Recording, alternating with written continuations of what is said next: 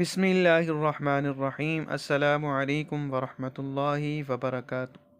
مسنون دعاؤں کے لیے ہمارے چینل کو سبسکرائب کریں۔ قدرتی آفات کے وقت کی مسنون دعائیں۔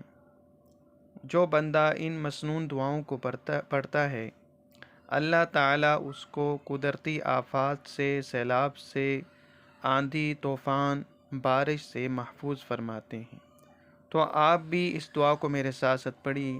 اللہم انی اعوذ بک من الہدم واعوذ بک من التردی واعوذ بک من الغرق والحرق والہرم واعوذ بک ان یتخبطنی الشیطان عند الموت واعوذ بک ان اموت فی سبیلک مدبرا وَأَعُوذُ بِكَ أَنْ أَمُوتَ لَدِيغًا۔